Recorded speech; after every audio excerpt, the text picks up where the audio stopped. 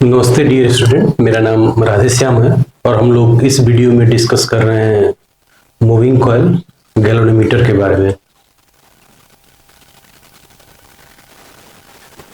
तो जैसा कि हम लोगों ने पहले देख रखा है कि अमीटर और वोल्टमीटर से कैसे हम लोग करंट और वोल्टेज मेजर करते हैं, लेकिन हमने ये नहीं देखा कि अंदर में कंस्ट्रक्शन क्या होता है। तो जो वोल्टमीटर होता है और अमीटर होता है, उसके अंदर में एक मूविंग कॉइल गैल्वेनोमीटर होता है। मूविंग कॉइल गैल्वेनोमीटर का कंस्ट्रक्शन जैसा कि देख सकते हैं इस पर कि दो परमानेंट मैग्नेट होते हैं, वो ऐसे कट होते हैं कि उनकी वजह से जो फील्ड है वो रेडियल रहे, और इसके बीचों बीच में एक सॉफ्ट आयरन कोर का एक soft iron core cylindrical shaft होता है, और उस पर हम लोग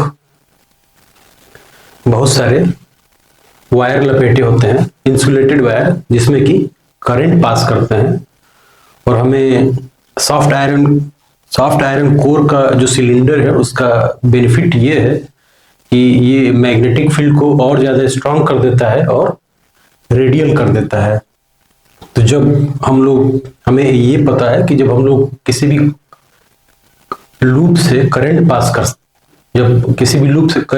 करते हैं और उसको मैग्नेटिक फील्ड में रखे होते हैं, तो उस पर नेट फोर्स 0 होता है, लेकिन जो एक नेट टॉर्क एक्ट करता है। तो इस केस में भी वही होगा, इस पर एक जब करंट पास करेंगे तो एक नेट टॉर्क एक्ट करेगा, और नेट टॉर्क एक्ट करने की वजह से क्या होगा कि ये रोटेट करेगा, और जब रोटेट करता है तो इस पर जो पॉइंटर लगा होता है वो पॉइंटर मूव करेगा। तो उसको बैलेंस करने के लिए यहाँ पर हमें बीचों बीच एक स्प्रिंग लगा रखा है, और वो उस स्प्रिंग को हमने अटैच किया है पॉइंटर से। और वो स्प्रिंग क्या करता है कि जैसे ही करंट पास करते हैं तो इस पर टॉर्क लगता है मैग्नेटिक फील्ड की वजह से, तो ये मूव करने की कोशिश करेगा, लेकिन स्प्रिंग क्या करेगा, एक काउंटर एक्टिंग टॉर्क प्रोड्यूस करता है, या बोलें कि एक रिस्टोरिंग टॉर्क प्रोड्यूस करता है, जो कि इसको रोकने की कोशिश करेगा या रोकेगा। तो एट इक्विलिब्रियम ये होगा कि ये किसी एक पॉइंट पर पहुंच जाएगा, तो हमें मतलब अकॉर्डिंग टू द करंट हमें उसकी एक रीडिंग मिल जाएगी। तो ये बेसिक सा अंडरस्टैंडिंग है। उसको अब देखते हैं कि मैथमेटिकली क्या करते हैं। तो डेरिवेशंस क्या है इसके, जैसे कि हम लोग क्या बोल रहे हैं कि इसमें जो सॉफ्ट आयरन कोर है, इसमें उसका एरिया A है और नंबर ऑफ टर्न्स N है, और ये कह रहे हैं कि करंट जो पास कर रहा है वो I है। तो इसका जो मैग्नेटिक मूवमेंट हो जाता है म्यू, वो होता है NI, ये होता है magnetic movement.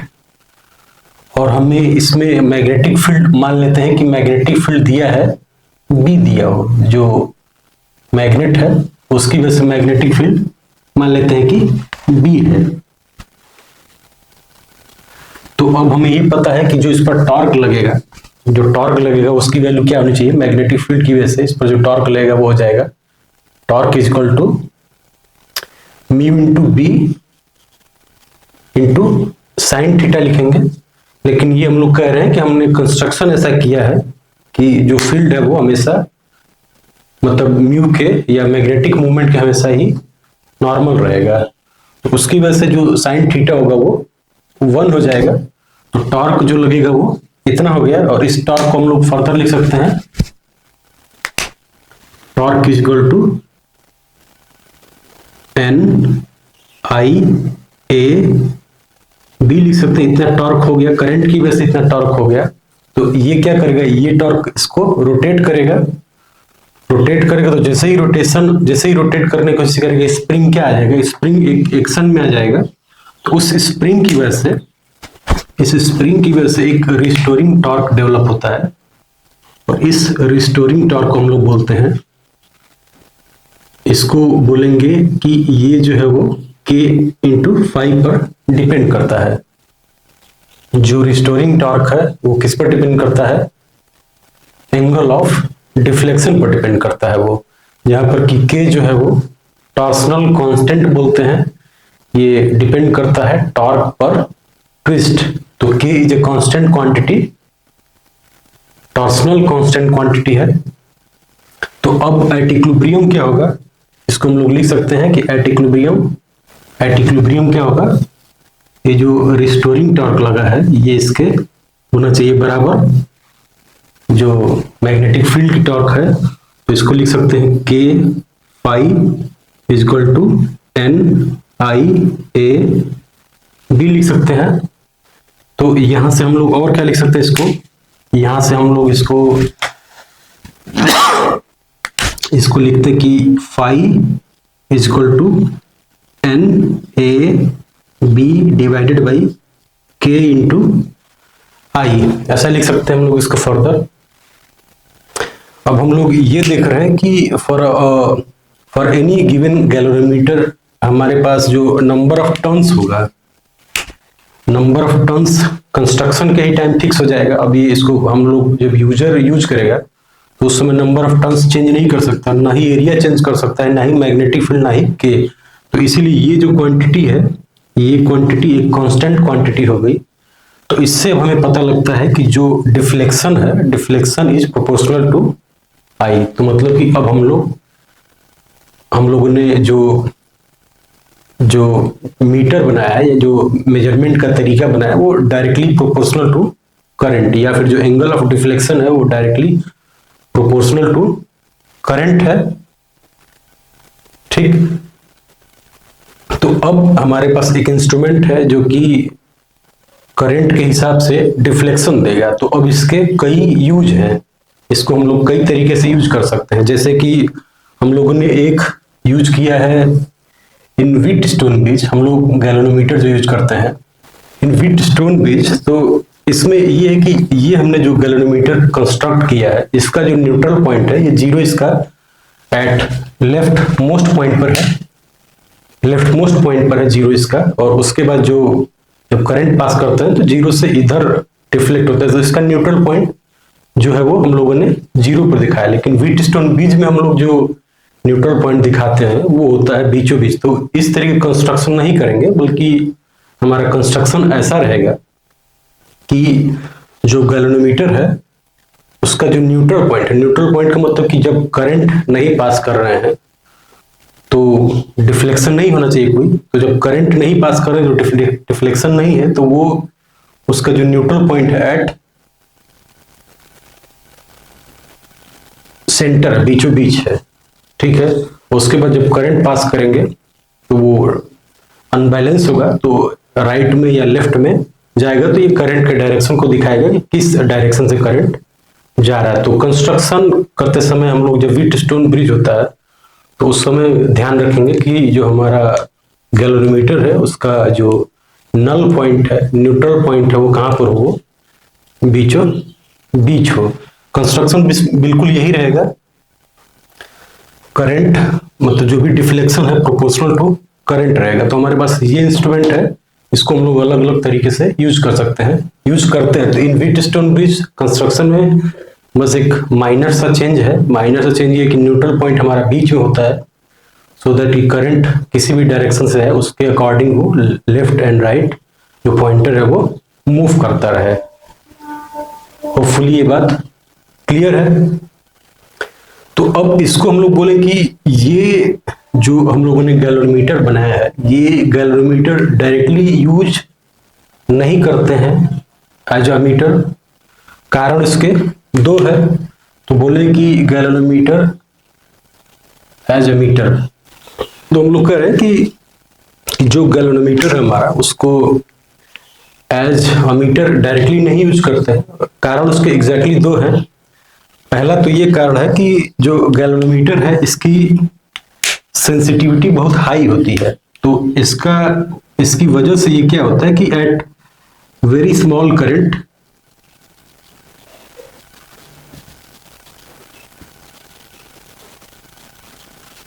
Eight very small current ये पूरा फुल डिफ्लेक्शन शो करता है।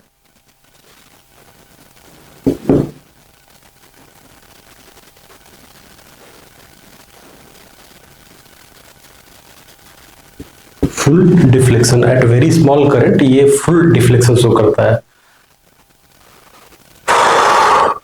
करंट बहुत हाई सेंसिटिविटी होती है, मतलब कि माइक्रो एम्पियर्स का करंट रहेगा तो भी फुल डिफ्लेक्शन शो करता है, तो हमारे लिए वो यूजफुल नहीं है। दूसरा क्या है कि इसका जो रेजिस्टेंस होता है, क्योंकि नंबर ऑफ टर्न्स ज्यादा है तो इसका जो रेजिस्टेंस है वो क्या है, रेजिस्टेंस इज हाई।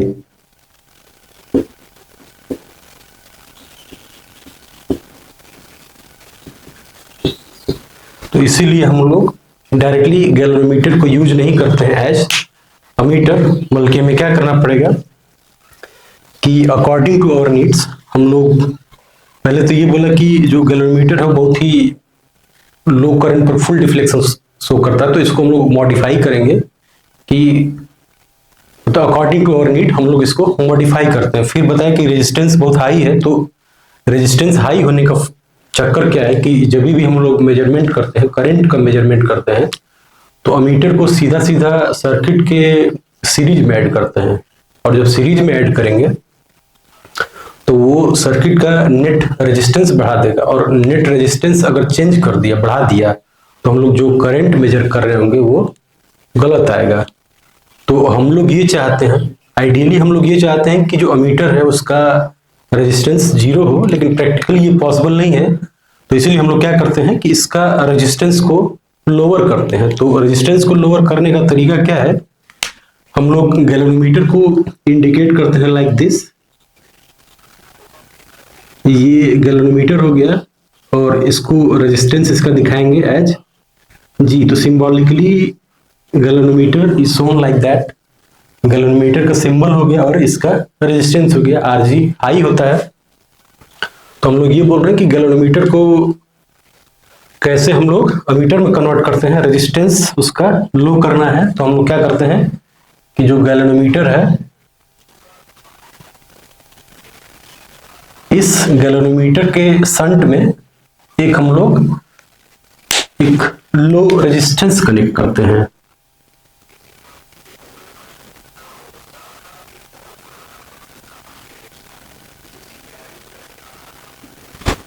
एक मिनट में थोड़ा सा इसको ओके। तो हम लोग क्या बोल रहे हैं कि गैल्वेनोमीटर को अमीटर में कन्वर्ट करने के लिए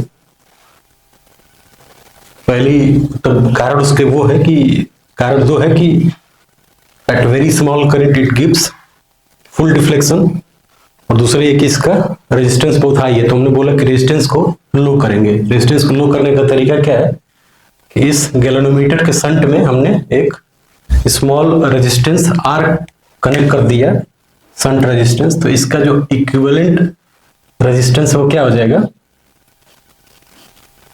आर इक्विवेलेंट हो जाएगा R G into small are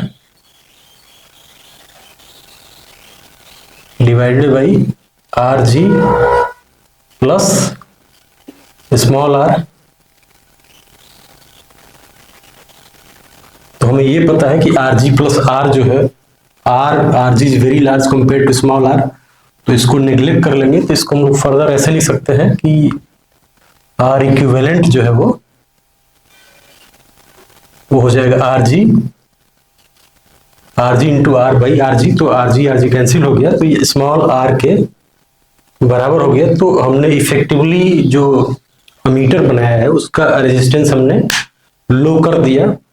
साथ साथ में इसका फायदा ये है कि ये जो शंट रेजिस्टेंस है ये बहुत लो है, इसलिए ज्यादातर करंट इससे पास हो जाएगा। तो अब इससे जो गैल्वेनोमीटर से करंट पास होगा वो कम होगा। तो इसलिए इस तरीके से हम लोगों ने इसका जो रेंज है वो बढ़ा लिया। ठीक है, तो ये हमारा गैल्वेनोमीटर टू अमीटर कन्वर्जन है। फिर एक क्वांटिटी डिफाइन करते हैं, करंट सेंसिटिविटी डिफाइन करते हैं। करंट सेंसिटिविटी डिफाइन करते हैं। करंट सेंसिटिविटी कैसे डिफाइन करते हैं, वो है फाई पर यूनिट करंट। तो phi by I is sensitivity, और इस फॉर्मूले से क्या हो जाएगा, वो हो जाएगा एन ए बी बाई के। तो करंट सेंसिटिविटी बढ़ाने के लिए या फिर एज पर आवर नीड हमें कंस्ट्रक्शन करते समय ही हमें अपनी नीड के हिसाब से हमें डिमांड करनी होगी। तो जो करंट सेंसिटिविटी है उसको बढ़ाने के लिए हम लोग क्या करते हैं, सीधा सीधा नंबर ऑफ जो टर्न्स है वही बढ़ाते हैं। तो करंट सेंसिटिविटी डिपेंड करेगा नंबर ऑफ टर्न्स पर। तो अगर नंबर ऑफ टर्न्स अगर इंक्रीज कर दिया जाए तो करंट सेंसिटिविटी इसकी बढ़ जाएगी। तो अगर नंबर ऑफ टर्न्स 2n कर दिया जाए तो सेंसिटिविटी इसकी हो जाएगी 2 टाइम्स।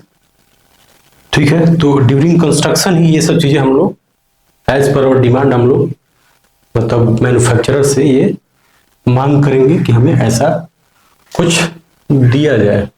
ठीक है, अब उसके बाद क्या होगा कि गैल्वेनोमीटर को हम लोग एज अमीटर कैसे यूज करते हैं, गैल्वेनोमीटर को हम लोग एज वोल्ट मीटर कैसे यूज करते हैं। तो इसको लिखते हैं कि गैल्वेनोमीटर एज वोल्ट मीटर। तो हम लोग क्या कह रहे हैं कि हमारा गैल्वेनोमीटर वो है जी और एक रेजिस्टेंस, इसको हम लोग चेंज करते हैं, मतलब इससे हम लोग वोल्टेज मेजर करते हैं। तो हमें क्या करना है कि गैल्वेनोमीटर हमें पैरेलल में अप्लाई करना होगा। जो वोल्टमीटर है, जिस भी सर्किट में जिस भी एलिमेंट के क्रॉस हमें वोल्टेज मेजर करना होगा, तो हम लोग क्या करते हैं कि उसके पैरेलल में हम लोग वोल्टमीटर कनेक्ट करते हैं। तो वोल्टमीटर का रेजिस्टेंस बहुत ही हाई होना चाहिए सो दैट कि उससे लीस्ट करंट पास हो। तो उस हिसाब से अभी भी वोल्टमीटर जो गैल्वेनोमीटर है उसका रेजिस्टेंस उतना हाई नहीं है। तो हम लोग क्या करते हैं कि हम लोग इसका रेजिस्टेंस फर्दर इंक्रीज करते हैं by adding some extra resistance, extra high resistance in series to galvanometer. तो गैल्वेनोमीटर के सीरीज में हम लोग एक हाई रेजिस्टेंस आर जोड़ते हैं इसको वोल्टमीटर बनाने के लिए। तो ये हमारा गैल्वेनोमीटर है आर और आर जी। इसके सीरीज में हम लोग क्या कर रहे हैं,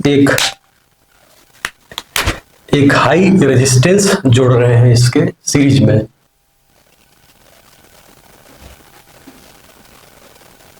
तो ये दोनों जो पॉइंट है इसके बीच को हम लोग बोलेंगे कि ये हमारा क्या है, अब ये वोल्टमीटर हो गया, एज ए वोल्टमीटर हो गया। इसका रेजिस्टेंस अब टोटल रेजिस्टेंस इसका वेरी हाई हो गया।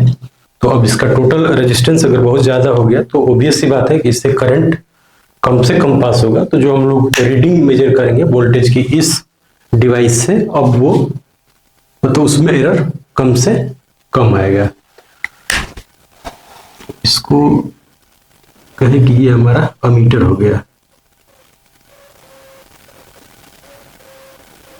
ठीक, तो ये हमने कंस्ट्रक्शनली हम लोग क्या मॉडिफिकेशन कर रहे हैं, एक रेजिस्टेंस कनेक्ट करते हैं सीरीज में और हमारा ऐसे वोल्टमीटर क्रिएट हो गया हाई रेजिस्टेंस के साथ।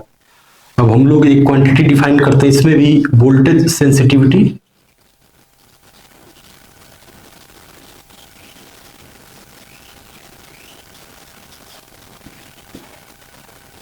वोल्टेज सेंसिटिविटी क्या होगा, वो होगा फाई बाई वी होगा, फाई बाई वी होगा। तो इस फॉर्मूले से क्या आएगा, वो हो जाएगा एन ए बी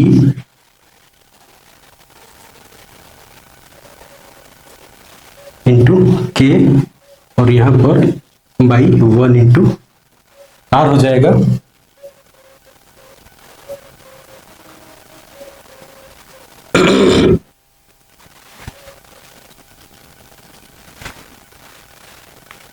तो हम लोग ये देख रहे हैं कि जो वोल्टेज सेंसिटिविटी है फाई बाई वी वो डायरेक्टली प्रोपोर्शनल टू एन नहीं है। एन अगर जैसे कि हम लोग कहें कि करंट सेंसिटिविटी बढ़ा रहे हैं, करंट सेंसिटिविटी हमने बढ़ा के 2 टाइम्स किया, तो जरूरी नहीं है अगर नंबर ऑफ टर्न्स हमने 2n किया तो करंट सेंसिटिविटी बढ़ के दोगुना हो गई। तो ये जरूरी नहीं है कि वोल्टेज सेंसिटिविटी भी दोगुना हो जाए। वजह उसकी ये है कि जब नंबर ऑफ टर्न्स हम लोग n बढ़ाते हैं तो उसकी बस जो रेजिस्टेंस है उसका वो भी बढ़ जाएगा, दोगुना उसी प्रोपोर्शन में हो जाएगा। तो इसीलिए वोल्टेज सेंसिटिविटी जो है वो चेंज नहीं होगी। तो अगर दोगुना करेंगे तो भी हमारा जो वोल्टेज सेंसिटिविटी रहेगी वो सेम ही रहेगी, वो नहीं बदलेगी। इसको क्या लिखेंगे, अब ये एन बाई आर है, एन बाई आर पर डिपेंड कर रहा है, तो ये 2n/2r हो जाएगा। तो ये बेसिकली एन बाई आर ही रहेगा ये।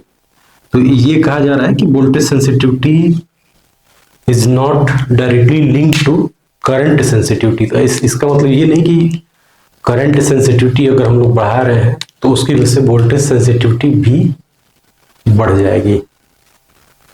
तो होपफुली ये एक्सप्लेनेशन मतलब कि यूजफुल होगा आप लोगों के लिए।